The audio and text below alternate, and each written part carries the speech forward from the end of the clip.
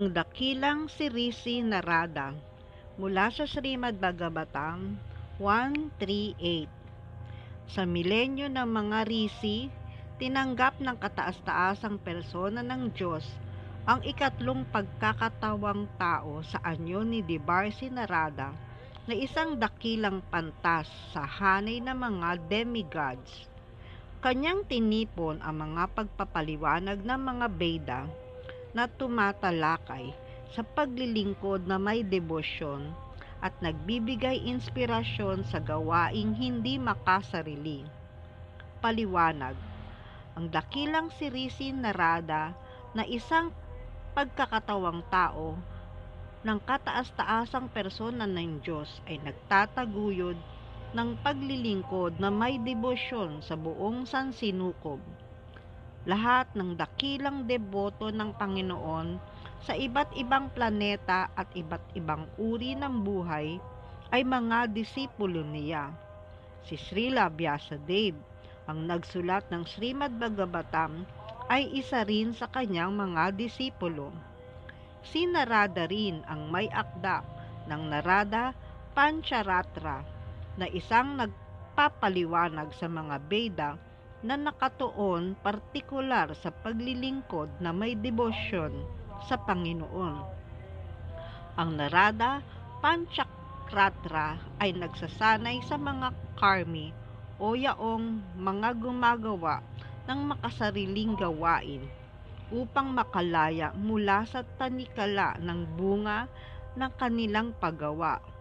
Karamihan sa mga nilalang na nakagapo sa material na buhay ay naaakit sa mga gawaing makabunga dahil nais nilang tamasahin ang buhay mula sa kanilang sariling pagpapagal. Ang buong sansinukob ay puno ng mga makasariling manggagawa sa lahat ng uri ng nilalang. Kasama sa mga gawaing ito ang iba't ibang plano para sa pang-ekonomiyang pag-unlad. Ngunit itinakda ng batas ng kalikasan na ang bawat kilos ay may katumbas na resulta at ang gumagawa nito ay nakagapos sa mga bunga nito, mabuti man o masama. Ang bunga ng mabuting gawa ay materyal na kasaganahan, samantalang ang bunga ng masamang gawa ay materyal na paghihirap. Subalit ang materyal na kalagayan, maging tinatawag na kaligayahan o tinatawag na paghihirap ay humahantong din sa kapighatian. Ang mga mangmang na materyalista ay walang kaalaman kung paano makakamtan ang walang hanggang kaligayahan sa kalagayang hindi na nakagapos.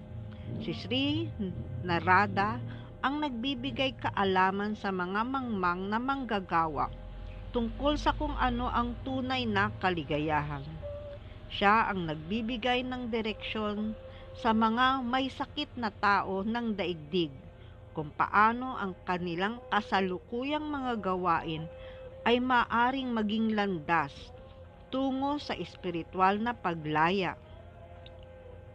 Katulad ng isang manggagamot na nagtuturo sa pasyente na uminom ng ginamot na gatas sa anyo ng yogurt upang malunasan ang hindi pagkatunaw ng kinain niyang pagkain na mula rin sa gatas. Kaya't maaring ang sanhi ng sakit at ang lunas ay iisa.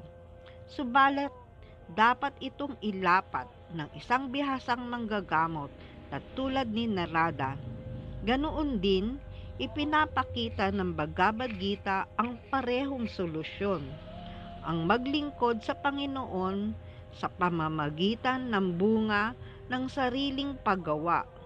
Ito ang magdadala sa tao sa landas ng nais karma o kalayaan mula sa tanikala ng gawa at bunga. Haribol.